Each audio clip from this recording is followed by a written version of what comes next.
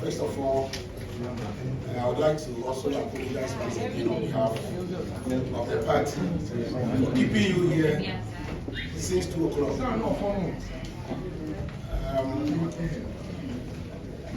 This afternoon, you are going to be addressed by the Director of Communications of the party.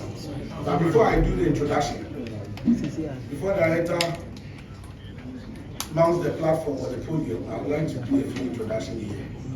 We have here some regional and constituency officers who have traveled near and far to come and support the event this afternoon. We have the Greater Accra Regional Communications Officer here, Alhaji Sabu.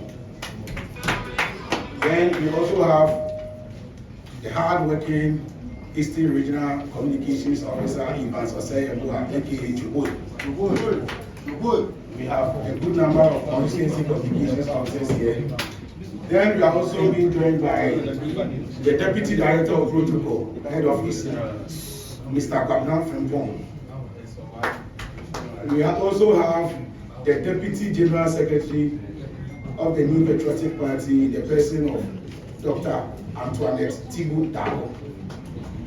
Then we have the Deputy IT Director, Stephen Fossen, also here with us, myself, George Krobia Sanji, Deputy National Communication Director, and then my senior colleague, Dr. Askiri Kukru, also Deputy National Communication Director, who double as the Dean of the Communication Director of the party. Without much ado, once again, you are welcome to the headquarters of the New Patriotic Party. Our Communication Director this afternoon will be engaging you on some critical and pressing national issues. At this juncture, I humbly invite to the podium Dr. Richard Anyaba to take over. Thank you. What's up, guys? My name is James Gardner. Make sure you check out In My Lane TV for everything entertainment. Respect.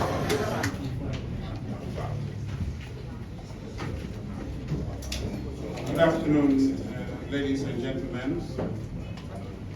Welcome to the headquarters of the New Patriotic Party. We called you today to address some troubling matters to do with the actions and inactions of the John Dramani Mahama administration that threatens the democratic rights and contribute to the grave worsening of the fight against galamzy in our country. Ladies and gentlemen, the 2024 general election was a pivotal election because a lot was at stake. There was the need to sustain the economic recovery that began in 2023, to eliminate the worsening or the state of galamzy in our country, to improve infrastructure and create more jobs for our young people. It was a difficult fight that Ghanaians faced, and while we, the New Patriotic Party, was hopeful to win that election, given the programs and policies in our manifestos, we lost the election to the National Democratic Congress, led by John Dramani Mahama, who at the time we won, that did not have a clear-cut plan to tackle the challenges confronting us. 3 months into the presidency of His Excellency John Dramani Mahama, Ghana faces a regressive resetting agenda that we must all stand together to fight in the interest of protecting our environment and the rights of our people in this country. In essence, to save our democracy against the grave incursions on the rights of our citizens.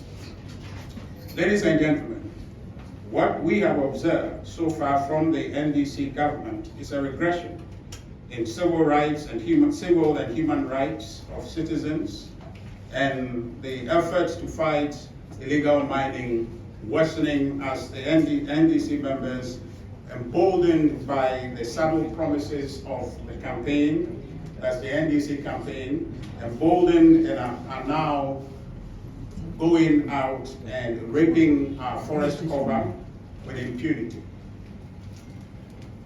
Ladies and gentlemen, holding people accountable, that is former government appointees and officials accountable, is an ingrained value, is an ingrained system, or it's an ingrained value of the New Patriotic Party. We believe in holding public servants or people who have been appointed to take public office accountable. That commitment led us to the establishment of the Special Prosecutor's Office and increased funding for the Auditor General whilst we were in office to increase their efficiency and effectiveness. In other words, we believe in accountability.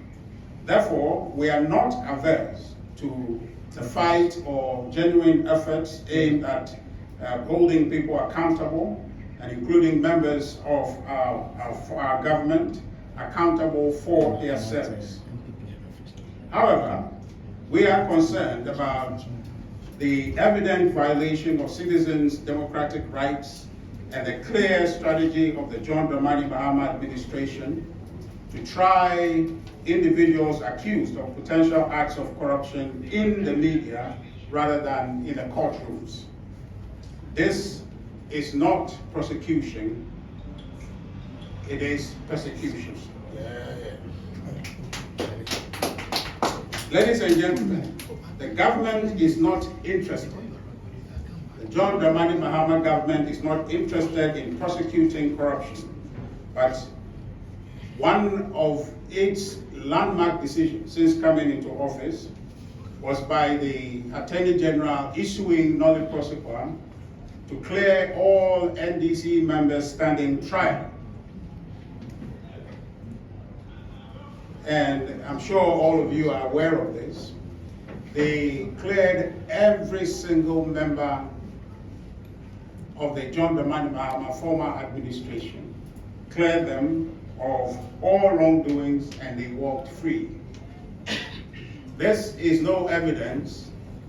This shows clearly that the government is not committed to fighting corruption. That was the first action they have taken, and this was designed and actually directed by the president himself with a clear plan to clear the path for them to target the New Patriotic Party, their political opponents. Article 19 of the 1992 Constitution guarantees the right to fair trial, including the presumption of innocence until proven guilty by a court of competent jurisdiction. The Attorney General and Minister for Justice, Dr. Dominic Ayine, an accomplished lawyer, is aware of this provision but have chosen to disregard it and instead engage in a media trial presenting untested evidence to create an impression of guilt in the minds of the public about people he and his government accused of having engaged in acts of corruption. This is an irregular act. This is not how the fight against corruption has been carried on as far as this Fourth Republic is concerned. Many of you are aware that the Akufo-Addo Bawumia administration prosecuted some of the NDC people and jailed them. But those actions leading to their prosecution and holding them accountable was not a media activity. Some of those prosecutions, people criticize us and as though that we were not doing anything. It was only because those actions that needed to be taken to hold people accountable was taking place in a courtroom rather than in the media. And we expect this government to do so, and we're willing to support them in every way possible to undertake the prosecution of corruption according to law in the courtrooms, not in the media.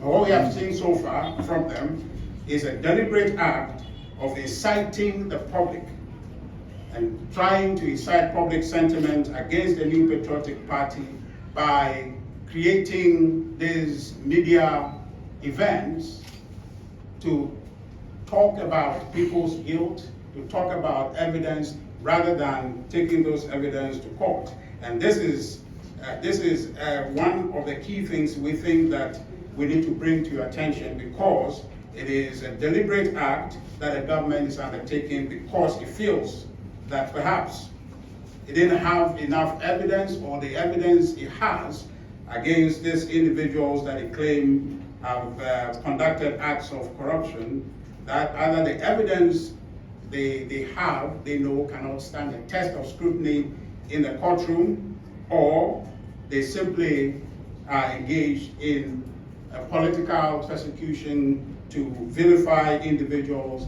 and create disaffection for the New Patriotic Party. And so the question we ask, ladies and gentlemen, is why the Attorney General is not going to court, but rather going to the media. Why is that? Ladies and gentlemen, the answer to these questions are one of two possibilities. It is either the Attorney General lacks confidence in the supposed evidence he has to withstand the rigor of trial in the courtroom, or that the media trial is part of the government's grand agenda to defame its political opponent, being the New Patriotic Party. And I submit to you, ladies and gentlemen, that it is the latter. That it is the latter, perhaps both. That the National Democratic Congress, the John Mahama administration is engaged in a plot, one, to defame the New Patriotic Party because he knows that the evidence he has cannot stand the test of any scrutiny in the courtroom, and so it results to a media campaign to create disaffection for the New Patriotic Party. And we believe that that's is evidence of his lack of commitment to the fight to reduce corruption in his government, and also to hold former government appointees accountable. All right.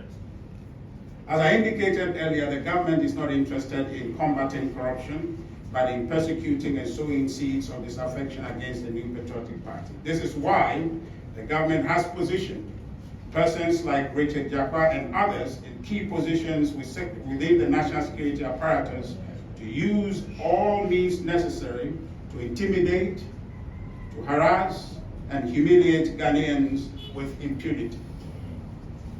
Ladies and gentlemen, that would not wash. That attempt would not wash. Never. Because Ghanaians will judge this government based on its performance and not how well it has defamed its political competitor, and in the process undermine the rights and liberties of Ghanaians. The performance of this government so far has been disappointing, given the 2025 budget and the significant deterioration in the fight against illegal mining, galamzy.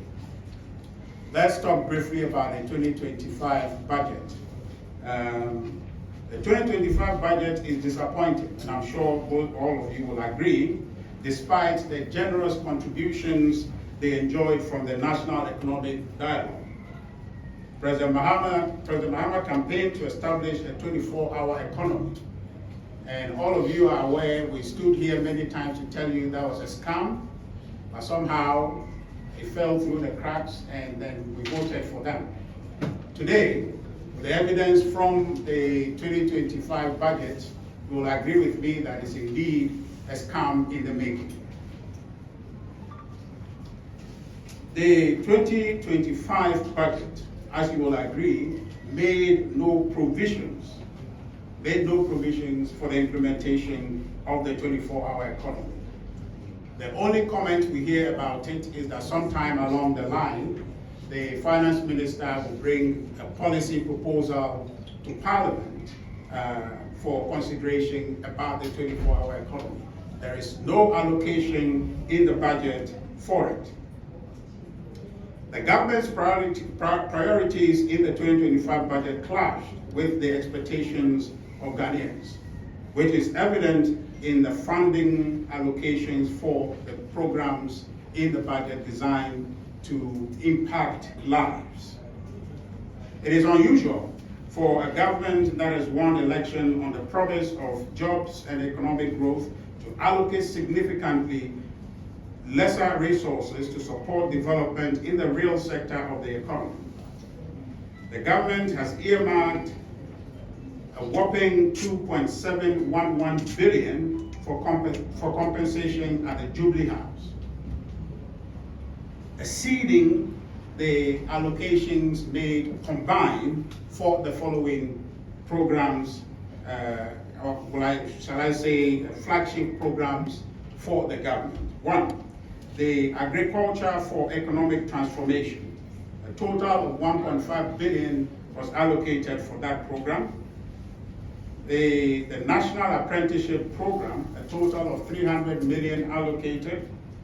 The National Coders Corps, this is supposed to take care of some 1 million Ghanaians. A total of 100 million was allocated. You've heard about the Jumera program. A total of 100 million is what they allocated. And a few women amongst us this afternoon. The Women's Development Bank, a measly 51.3 million is what they allocated. All this put together is less than what the president allocated for his office. For the compensation, I'm not talking about anything else.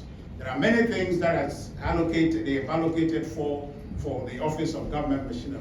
But this is just for compensation of a handful of people at the Jubilee House. 2.7 billion. More than what they have allocated combined for these flagship programs that they said they were going to do. So from here, you can see that the government's priority is not the good people of our country, who they canvassed, whose votes they have obtained, on the back of a promise that they are coming to create a certain Ghana with a certain program of resetting to a better place. But then now we see clearly that they are resetting us backwards, and we all have to try and fight to resist that. It is not done yet. I have seen some efforts across the society, women especially, who are intent on fighting back to see that these promises, especially the promise on the Women's Development Bank, is realized. But I can tell you that with this allocation, there's very little that you can hope for. So ladies and gentlemen, how can this be, as I indicated earlier, with this allocation and the promise they made to us? There's a clear mismatch in terms of the commitment to deliver on these promises. The budgeted amount for compensating a small group of people, as I indicated, who are working around the president, is higher than the allocation made to impact the lives of millions of young people and Ghanaians at large. Many have criticized this misplaced priority in the 2025 budget. The Chief Executive of Agri-Impact, Mr. Daniel Fahini Akwe, a significant stakeholder whose view from his criticism suggests to me that he was not consulted, his views were not sought, even though the government is going on a spree, creating the impression that they are a very consulting government. But a stakeholder such as this has not been consulted. And he has come out to criticize the allocation for the agricultural sector as insufficient. Others, including the AGI, have also criticized this budget. What that means, ladies and gentlemen, is that the budget is at variance with the expectation of the people of Ghana. The Women's Bank, as I said, also suffer another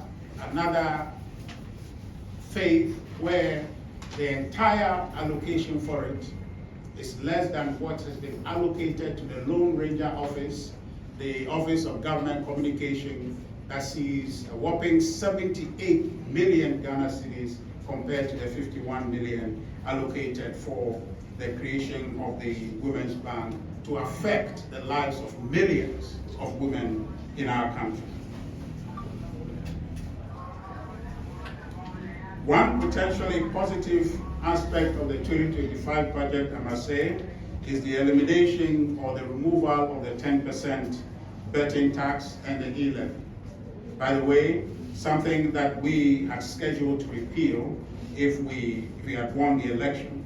So if we take that out, the balance of the 2025 budget has very little to offer in terms of the expectations of our people. I tell you, the dissatisfaction with the 2025 budget is widespread.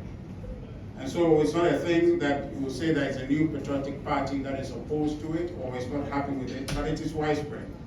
And as I've indicated, in the days ahead, we'll be engaging in conversations to do with the budget, and we are sure that Ghanaians will get to understand that indeed we have made the wrong choice in selecting the NDC and not the NPP.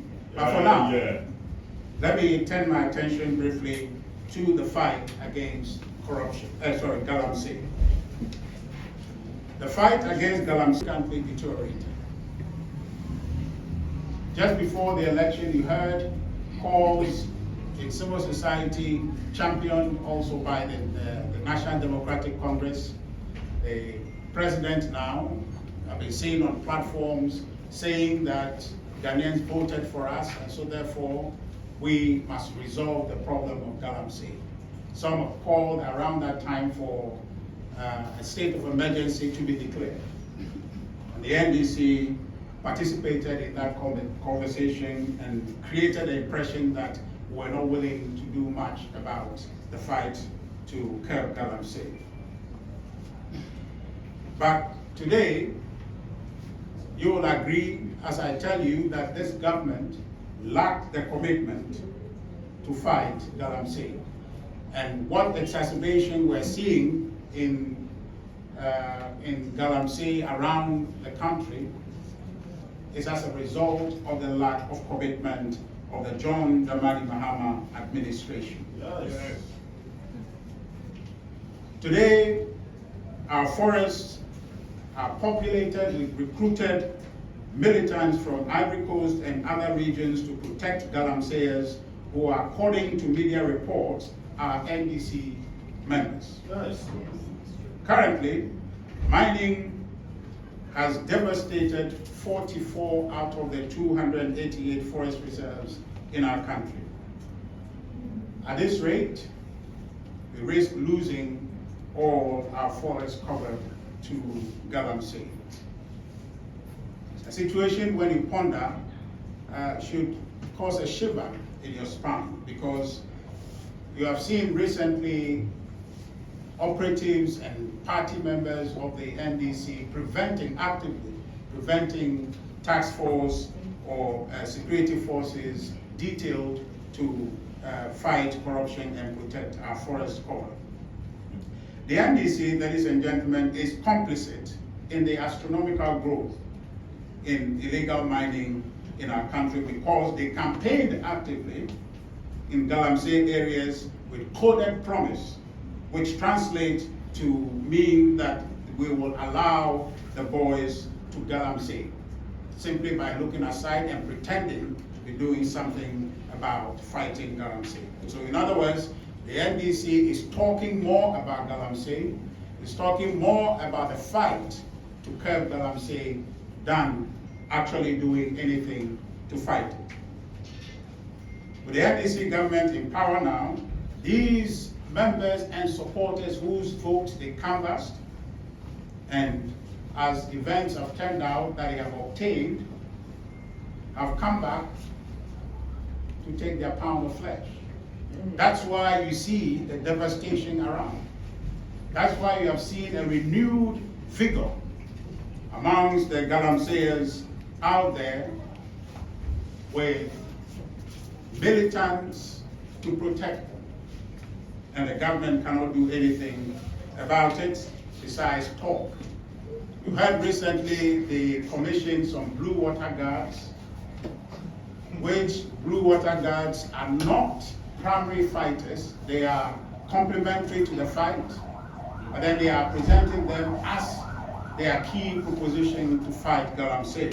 Yeah. And the individuals you see do not exude that confidence or to have the stature or the readiness to be able to combat or engage any galamzeyer or galamzeyers who are wielding guns and machetes with the people we saw in the video who they have trained to be the blue water guards. And as I indicated recently, this blue water guard situation is not news. We have the river wardens trained and deployed somewhere in 2022, 2023. And so it's not a new thing they are doing. It is not the panacea to resolving the galamsey situation. It's complementary, and the NDC is merely just talking about it. The real work they must do today is to be able to get security people to go out there and tell their party people to stand down. And all the people they have promised that they will allow to galamsey to stand down so that our rivers and our forests can be saved from the ravages of their acts. As we speak, ladies and gentlemen, the Ofin Shelter Belt Forest Reserve is infested with galamseyers who recently attacked and injured Forestry Commission Rapid Response Team members. In the Brim North District, several forests have been overtaken, namely the Chenchemso and the Jarid Forest in Ikwiansi. This was just days ago, about 2 days ago. We've had these activities recorded. Additionally, the Tunnel Enua Forest in Awin, the Asenyano Forest River, and the Chimbra Forest Reserve in Kawiet District have also been taken over by galamseyers. Ladies and gentlemen, the lists of our forests that are being raped by these NDC galamseyers who have been emboldened by President's overtures in the campaign is just astonishing. And this is an unprecedented situation. The government must use every necessary resource to regain control of the situation. One of the key, ladies and gentlemen, one of the key actions in this direction is the revocation of LI 2462. The president promised he would do this in the campaign. We want to remind him that he must do that. In making this comment, let me quickly commend the Media Coalition Against Galamsey led by Dr. Ken Ashigbe, our brother Erastus Asaredonko, and other civil society organizations that are engaged in ensuring that galamsey, the fight against galamsey is brought under control since this government took over and it has taken a turn for the worse. President John Mahama, using the galamsey fight in the 2024 campaign, stated he will repeal LI 2462 to end mining in our forest reserves. However, as president, he has gone back on his promise to revoke the legislative instrument and instead has offered to amend parts of the law which takes away the president's power to approve applications for mining in forest reserves.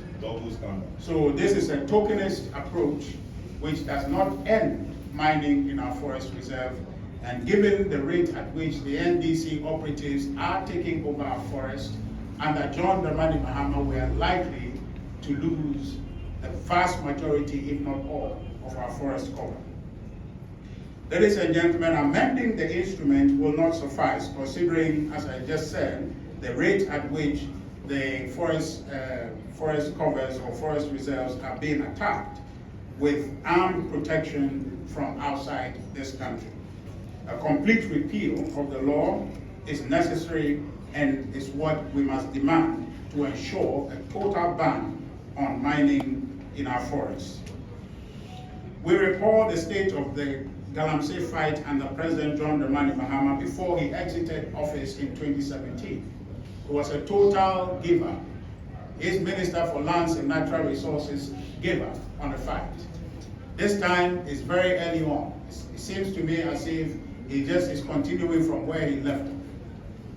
It appears today in our country that the fight against galamzy has been given up on. The president is not focused on fighting galamzy. What we experienced in 2016, or before the president left office, is coming back, as we all can tell. Members of the NDC are visibly emboldened to engage in illegal violence because they realize that the president and their party will be lenient on galamzy because of the promises they made to galamzyers in the campaign. So we faced a choice, especially in protecting our environment, that if the president is not interested in fighting corruption, but rather is engaged in persecuting his political opponents, our environment is being sacrificed, and our democratic rights are at that time. This is what we voted for. But this is one thing that we must all come together and fight. People say elections have consequences. The consequence of our choice on December 7th is facing us. Already, I get a lot of calls from young people who have been retrenched from employments they have attained legally and legitimately.